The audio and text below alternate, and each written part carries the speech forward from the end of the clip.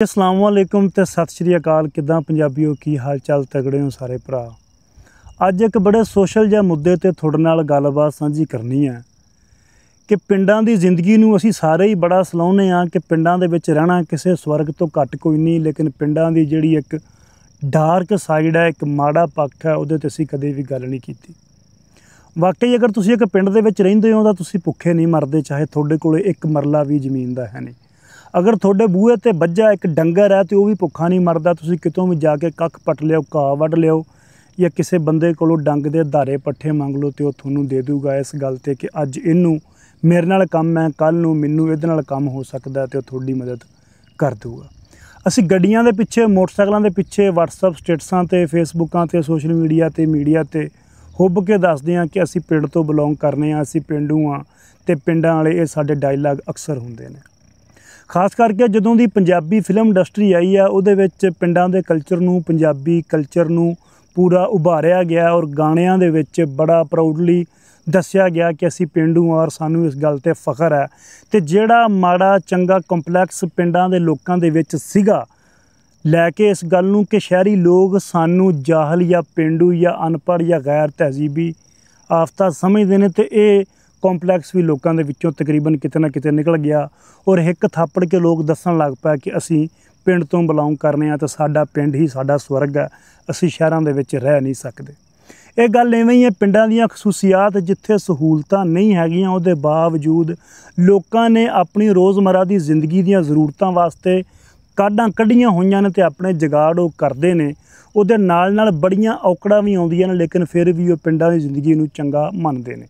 या साडे प्राहुणा कोई जी बाहरों या शहर दे विचों आके रात कोठे ते सौंदा तो ये गल जरूर करदा कि यार बड़े टाइम बाद मैं तारे वेखे ने। ये तां ने चलो कुदरती गल्लां ने, साफ पानी, साफ हवा, ताज़ा सब्जियां सानूं किते ना किते पिंडां दे विच खाण नूं लभ जांदियां ने ते असीं चीज़ दा शुक्र अदा करने आ। लेकिन पिंडां दी जिहड़ी एक डार्क साइड है उहदी असीं कदी गल नहीं करदे। मैं कहना कि पिंड वाਕਿया ही स्वर्ग हुंदे अगर पिंडां दे विच हसद, जैलसी ते क्रोध ते कोड़पन ते मुखालफत ते दूजे नूं डिगण दी जिद ना लगी हुंदी। तां तुसीं पिंड दे विच रहिंदे हो, तुसीं गड्डी लै ली, तुसीं ट्रैक्टर लै लिया, तुसीं मोटरसाइकिल लै लिया, तुसीं कोठी बना ली, तुसीं डेरा पा लिया, या तुसीं अपनी जिंदगी दे विच कोई भी अचीवमेंट करदे हो, तुहाडे शरीके दी, तुहाडे पूरे पिंड दी तुहाडे ते अख होऊगी। ईवन कि तुहाडे छाबे दे विच पई होई एक रोटी भी पिंड वाले बंदियां कोलों, शरीके दे बंदियां कोलों नहीं पचदी कि ते छाबे दे विच एक रोटी वध किवें आ गई है। और हमेशा वो तुहानूं किसी ना किसी पुट्ठे राह ते लैके जाण दी कोशिश दे विच रहणगे और इस उड़ीक दे विच रहणगे कि ये बंदा हुण थोड़ा जिहा कमाउण लग पिया, ये किसी तरीके डिगे ते असीं इहनूं उत्तों लतड़ीए। रोटी इन्हां दी हुंदी आ, छाबा इन्हां दा हुंदा, चुल्हा इन्हां दा हुंदा, मंजी इन्हां दी हुंदी आ, विहड़ा इन्हां दा हुंदा, लेकिन गल्लां तुहाडे घर दीयां उत्थे हो रहीआं हुंदियां ने कि इन्हां पतंदरां कोले पैसा कित्थों आउंदा पिया, इन्हां दी फसल इन्नी किवें हुंदी पई है, इन्हां दा मुंडा बाहर किवें चला गया, इन्हां दा चंगी थां ते रिश्ता किवें हो गया। सारी दिहाड़ी ते रात सारी थोड़ियां गल्लां होणगियां और ढिड दे विच पीड़ पई रहेगी।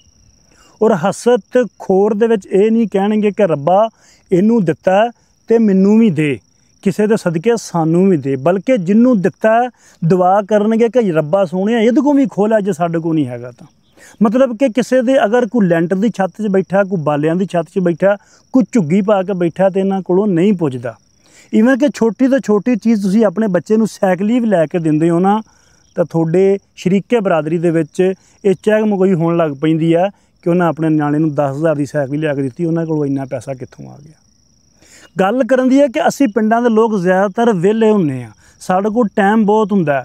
अगले बंदे दी गल दे विच, अगले बंदे दे काम दे विच, अगले बंदे दी कमाई दे विच सवाल चकना, नुक्ताचीनियां करना, हसद करना, साड़ करना, कोड़ करना, ये साडे पिंडां दी फितरत है, लेकिन असीं कदी भी इहदे ते गल नहीं करते।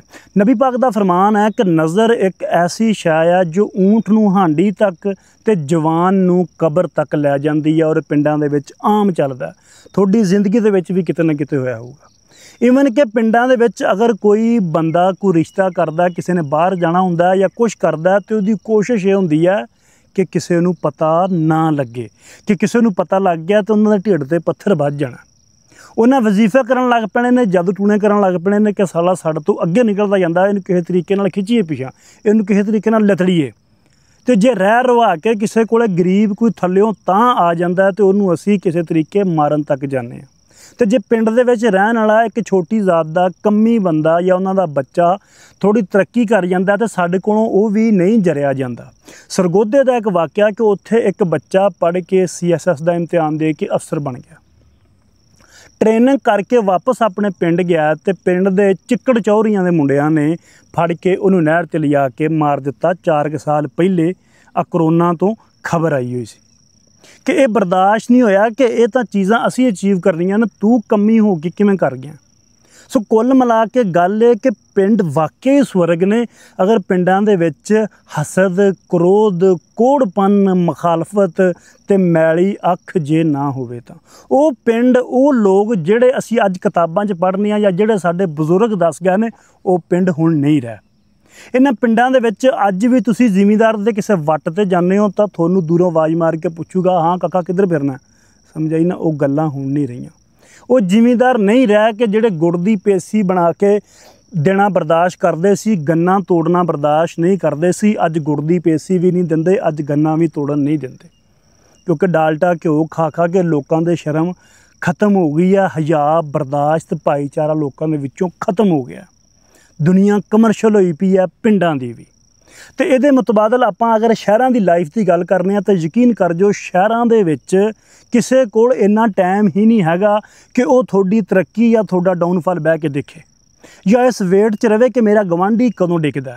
ਜਾਂ ਸ਼ਹਿਰਾਂ ਦੇ ਵਿੱਚ ਤੁਸੀਂ ਲੈਂਟਰ ਪਾ ਕੇ ਬੈਠੇ ਹੋ, ਝੁੱਗੀ ਪਾ ਕੇ ਬੈਠੇ ਹੋ, ਬਾਲਿਆਂ ਦੀ ਛੱਤ ਪਾ ਕੇ ਬੈਠੇ ਹੋ, ਤੁਹਾਡੀ ਛੱਤ ਚੁੰਦੀ ਆ, ਤੁਹਾਡਾ ਫਰਸ਼ ਬਹਿ ਗਿਆ, ਤੁਹਾਡਾ ਕੋਈ ਨੁਕਸਾਨ ਹੋ ਗਿਆ, ਤੁਹਾਡੇ ਕੋਲ ਛੋਟੀ ਗੱਡੀ ਆ, ਤੁਹਾਡੇ ਕੋਲ ਵੱਡੀ ਗੱਡੀ ਆ, ਉਹਦੇ ਵਿੱਚ ਕੋਈ ਬੰਦਾ ਇੰਟਰਸਟ ਨਹੀਂ ਲੈਂਦਾ। ਤੁਸੀਂ ਅਗਰ ਛੱਤ ਪਾਉਂਦੇ ਪਏ ਹੋ ਤਾਂ ਤੁਹਾਨੂੰ 40 ਬੰਦੇ ਆ ਕੇ ਇਹ ਗੱਲ ਨਹੀਂ ਕਰਨਗੇ ਕਿ ਤੇਰੀ ਆ ਸਰੀਆ ਘਟ ਜਾਣਾ, ਤੇਰੀ ਆ ਬਜਰੀ ਘਟ ਜਾਣੀ, ਤੇਰੇ ਆ ਮਿਸਤਰੀ ਨੂੰ ਠੀਕ, ਤੇਰਾ ਉਹਨੂੰ ਠੀਕ। ਕਿਸੇ ਨੂੰ ਕੋਈ ਮਤਲਬ ਨਹੀਂ। ਹਾਂ, ਇਹ ਤੋਂ ਇੰਨਾ ਹੈ ਕਿ ਉੱਥੇ ਸਟੇਟਸ ਦੀ ਪ੍ਰੋਬਲਮ ਹੈ। ਸਟੇਟਸ 'ਤੇ ਆ ਕੇ ਲੋਕ ਗੱਲ ਕਰਦੇ ਨੇ ਕਿ ਉਹਦੇ ਕੋਲੇ ਫਾਰਚੂਨਰ ਹੈ, ਮੈਂ ਵੀ ਲੈਣੀ ਹੈ। ਮੁਕਾਬਲੇ ਦੀ ਗੱਲ ਕਰਦੇ ਨੇ, ਅਚੀਵਮੈਂਟ ਦੀ ਕਰਦੇ ਨੇ, ਸੋਚਦੇ ਨੇ ਕਿ ਅਗਰ ਇਹ ਇੱਥੇ ਪਹੁੰਚ ਗਿਆ ਤਾਂ ਮੈਂ ਇੱਥੇ ਕਿਉਂ ਨਹੀਂ ਪਹੁੰਚ ਸਕਦਾ। ਠੀਕ ਹੈ, ਉੱਥੇ ਇਹ ਹੁੰਦਾ ਕਿ ਅਗਰ ਇਹਦੇ ਕੋਲ ਆਹ ਚੀਜ਼ ਹੈਗੀ ਹੈ ਤਾਂ ਮੈਂ ਵੀ ਕਮਾ ਸਕਦਾ। ਉੱਥੇ ਰੇਸ ਲੱਗੀ ਹੈ, ਇੱਕ ਦੌੜ ਹੈ, ਉੱਥੇ ਜੈਲਸੀ ਘੱਟ ਹੈ ਕਿਉਂਕਿ ਲੋਕਾਂ ਕੋਲ ਟਾਈਮ ਨੇ। ਅਸੀਂ ਥੜਿਆਂ 'ਤੇ ਬੈਠੇ ਹਾਂ, ਪਿੰਡਾਂ ਦੇ ਵਿੱਚ ਡੇਰਿਆਂ 'ਤੇ ਬੈਠੇ ਹਾਂ, ਅਗਲੇ ਦੀਆਂ ਗੱਲਾਂ ਛੇੜ ਕੇ ਤੇ ਅਗਲੇ ਦੀਆਂ ਬਰਬਾਦੀ ਦੇ ਵੇਟ ਦੇ ਵਿੱਚ ਬੈਠੇ ਹੋਏ ਹਾਂ। ਆਪਣਾ ਅਸੀਂ ਕੁਛ ਨਹੀਂ ਕਰਨਾ। ਅਸੀਂ ਕੀ ਉਹਨੇ ਅਚੀਵ ਕੀਤਾ, ਅਸੀਂ ਉਹਦੇ ਮੁਕਾਬਲੇ 'ਤੇ ਕੀ ਅਚੀਵ ਕਰ ਸਕਦੇ ਹਾਂ, ਇਹ ਨਹੀਂ ਅਸੀਂ ਸੋਚਣਾ। ਅਸੀਂ ਇਹ ਸੋਚਣਾ ਕਿ ਇਹਦੇ ਕੋਲ ਹੈਗਾ, ਰੱਬਾ ਇਹ ਸਾਲੇ ਕੋਲ ਵੀ ਖੋਲ੍ਹ ਹੈ, ਜੇ ਮੇਰੇ ਕੋਲ ਨਹੀਂ ਹੈਗਾ ਤਾਂ। ਸੋ ਸ਼ਹਿਰਾਂ ਦੇ ਵਿੱਚ ਇਹ ਚੀਜ਼ਾਂ ਕੋਈ ਨਹੀਂ। ਸ਼ਹਿਰਾਂ ਦੇ ਵਿੱਚ ਜਿੱਥੇ ਕਹਿੰਦੇ ਨਾ ਮੋਹ ਪਿਆਰ ਹੈ ਨਹੀਂ ਗਾ, ਉੱਥੇ ਨਾ ਮਰੇ ਦਾ ਪਤਾ, ਨਾ ਜਿਉਂਦੇ ਦਾ ਪਤਾ, ਨਾ ਆਏ ਦਾ ਪਤਾ, ਨਾ ਗਿਆ ਦਾ ਪਤਾ। ਇਹ ਗੱਲਾਂ ਇੱਦਾਂ ਹੀ ਨੇ। ਲੇਕਿਨ ਤੁਹਾਡੀ ਜ਼ਿੰਦਗੀ ਜਿਵੇਂ ਪਿੰਡਾਂ ਦੇ ਵਿੱਚ ਰਹਿ ਕੇ ਯਕੀਨ ਕਰ ਜੋ, ਤੁਹਾਡਾ ਸ਼ਰੀਕਾ ਬਰਾਦਰੀ ਦੇ ਤੁਹਾਡੇ 'ਤੇ ਕੁਐਸਚਨ ਚੁੱਕਣ ਵਾਲੇ ਲੋਕ ਨਰਕ ਬਣਾਉਂਦੇ ਨੇ। ਸ਼ਹਿਰਾਂ ਦੇ ਵਿੱਚ ਇੰਜ ਕੋਈ ਨਹੀਂ ਗਾ। ਲੇਕਿਨ ਕੀ ਕਰੀਏ, ਅਸੀਂ ਛੱਡ ਨਹੀਂ ਸਕਦੇ। ਸਾਡੇ ਹੱਡਾਂ 'ਚ ਪਿੰਡ ਰਚ ਗਿਆ, ਮਿੱਟੀ ਰਚ ਗਈ ਆ, ਅਸੀਂ ਇੱਥੇ ਰਹਿਣਾ। ਸਾਡਾ ਮਰਨਾ ਜਿਉਣਾ ਵੀ ਇੱਥੇ ਹੈ। ਲੇਕਿਨ ਇਹ ਵਾਕਿਆ ਹੀ ਡਾਰਕ ਸਾਈਡ ਹੈ। ਪੂਰੀ ਵੀਡੀਓ ਮੈਂ ਕਹਿੰਦਾ ਕਿ ਇੱਕ ਲਾਈਨ ਐਕਸਪਲੇਨ ਕਰ ਸਕਦੀ ਹੈ ਕਿ ਪਿੰਡ ਵਾਕਿਆ ਹੀ ਜੰਨਤ ਨੇ। ਅਗਰ ਇੱਥੇ ਹਸਦ, ਖੋਰ, ਕ੍ਰੋਧ ਤੇ ਕੋੜਪਨ ਨਾ ਹੋਵੇ, ਗੱਲ ਮੈਂ ਤੀਸਰੀ ਵਾਰੀ ਰਿਪੀਟ ਕਰਦਾ ਪਿਆ, ਵਾਕਿਆ ਹੀ ਪਿੰਡ ਸਵਰਗ ਨੇ।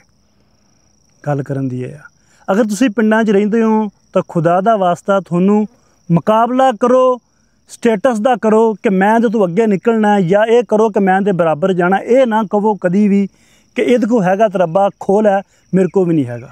ਜਾਂ ਇਸ ਵੇਟ 'ਚ ਨਾ ਰਹੋ ਕਿ ਡਿੱਗੇ ਤੋਂ ਉੱਤੋਂ ਅਸੀਂ ਨੂੰ ਲੱਤੜੀ।